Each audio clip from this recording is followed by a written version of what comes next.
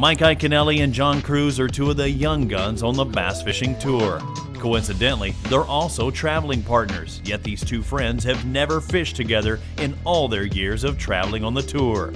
Today, we'll follow this duo as they fish for largemouth in New Jersey.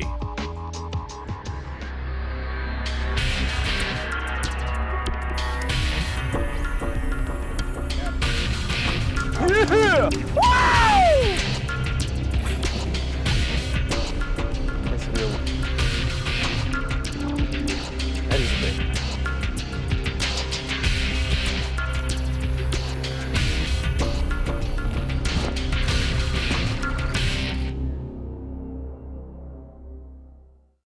All right, John, how you doing, brother? Doing good. Can you believe it's the first time we actually got to fish together? It's amazing. We've roomed together for a couple years now, and we've never fished together. We always talk about fishing. We come in after hard days of fishing and talk about it, but we've actually never been in the boat together. It's going to be fun. It's going to be a neat deal today.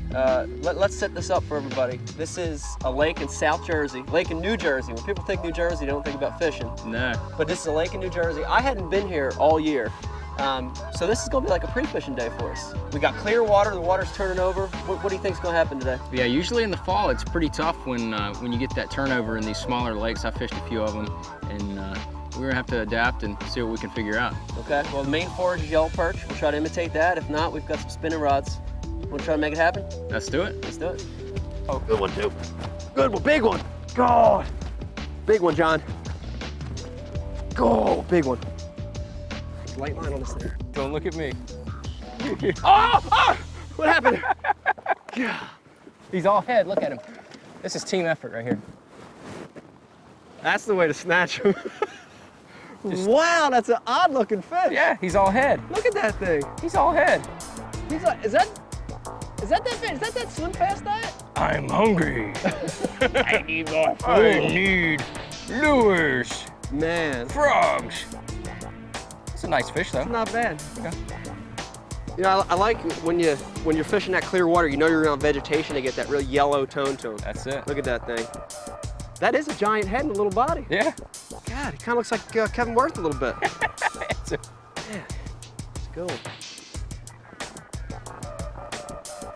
All right, brother. Nice. Nice work. Good start. That's a good start. All right, let's think. Start. I mean, we're like 10 casts in already. Yeah. Immediately. Immediately. Clear water, come off of wood. Yep. Come on little plastics. Yep. So we've got conditions where in your mind you're thinking, you know what, we're gonna fish top water, buzz baits, we're just gonna burn around and they're gonna eat like crazy. But that clear water is really affecting the fish. And almost immediately, we get our first bite on a weightless plastic, you know, on a real small little green pumpkin looking worm, you know, real light line, fluorocarbon line, making real long casts. And that first bite really is the beginning to one of the major patterns that's going to play out. You know, again, clear water, super spooky fish. And being able to cast these small little baits, fluorocarbon line, it's a natural presentation these fish are eating. Water might have to do it, man. Uh-oh. You got it again. Oh, I got him that time. And that's why. He hit the tail again, but I harpooned him in the insides. That's why you need a sharp hook on a bait. That's right. So even when you miss them, you catch them.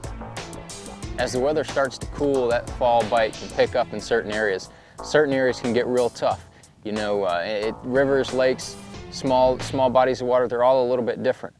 But, you know, fishing these small bodies of water, when I grew up, sometimes they can be real tough. Sometimes they can be real good. It just depends on what kind of day you hit. And today we hit a little bit tougher day, but you know, like any other time in the fall, if you're persistent, you can catch it. I got him. That feels like a big one. It feels like a big one. Ah, that's a good one. He's just off the end of that flat. No, it's not a big one. It's a good one though. It's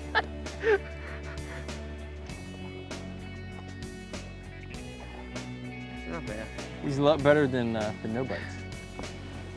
Another bite on that little plastic. God, feel how cold that fish is, John. Feel him. Isn't that amazing? Yeah. Feels like a trout. Yeah, it's 60 degree air temperature and that fish feels cold. Yeah. I'm gonna tell you, you know, I'm a big believer in looking at the fish. You know, you catch a fish, look down his throat, feel his belly, get an idea what he's feeding on. But here's something that a lot of people have questions about this. That catch a fish, you'll look at it, and you'll see them get these black blotches on them. You know, really what that is bass is, it's like a chameleon. It changes to its environment. And when you see these fish start to get black spots on them, that's telling you the fish are relating to the bottom. They're getting close to the bottom.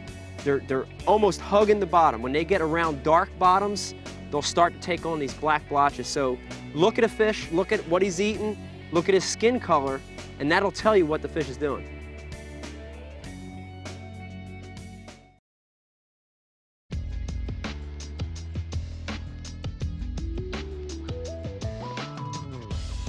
Yeah, you know, we're here. I mean, this is classic fall fishing. You know, the air temperatures in the 60s, water temperatures in the low 50s. So we've got really fall conditions. You know, the one thing that really I think is going to be a big theme today, and we see it now, we're going to keep talking about it over and over, is extreme water clarity. You know, and I think a lot of guys will get to a lake and they're intimidated by that, but there's ways to catch them, even in crystal clear water. You know, and a lot of what you hear today is going to be talking about finesse fishing, smaller baits, light line, and fluorocarbon. You know, fluorocarbons is probably one of the biggest revolutions in line in a lot of years. I know both me and John are sponsored by Berkeley. We use Trilene 100% fluorocarbon, and when you get in these clear conditions, it's important. I mean, John, wouldn't you say fluorocarbon is a big, huge help out here? That fluorocarbon is the deal in the clear water. Most people don't understand why. The whole reason is because that fluorocarbon is denser than regular mono, and that fluorocarbon is actually very similar density as the water, so the light passes straight through it. Fish have a lot harder time seeing it, whereas the mono is a little less dense. The light actually refracts when it's in the water, and the fish have a lot easier time picking it up. Fishing is a puzzle, and so we've got about 8 hours today to try to figure out this puzzle. And we're looking for signs. You know, when you get your first bite, that's a little clue. That's a first piece of the puzzle. Then you get your second bite and you build on it. You know, and that's really the thing that makes fishing awesome, is that it's a mental game, it's a thinking game, and we're going to try to figure out this puzzle. Good one. See if dude, he was a nothing, dude. He got it. He got it. Get him. Good one.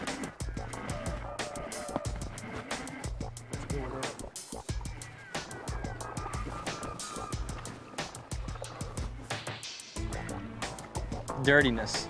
He was in the dirtiness.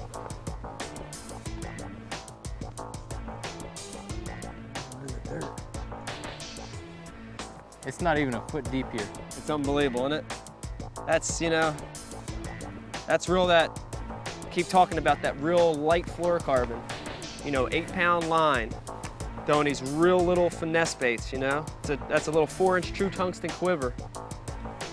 Hard to imagine that with, you know, water temperature in the 50s, these bass would be that shallow, you know, but finesse technique. We got in a calm area, no wind.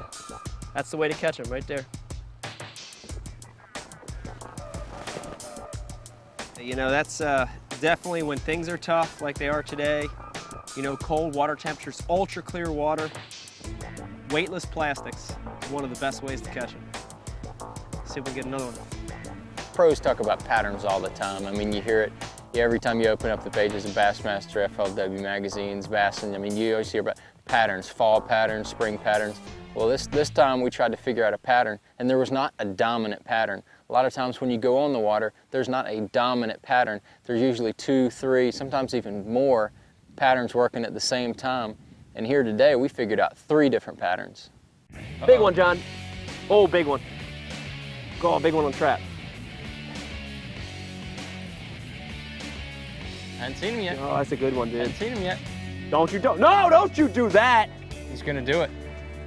Don't you do that. Come on, man, stay down there. I don't know, I think it's a good one. Oh, it's a good one. Is it a good one? It's not a good one, it's a decent one though. I can't tell today, I hadn't been fishing long enough. Oh, look at this, look at this. Oh, come on, swing him in here. It's a good one, John. It's a good one. I ain't gonna say nothing no more the rest of the day. Yeah, just fish on. That's not always the best sign when you got a fish hooked like that, is it?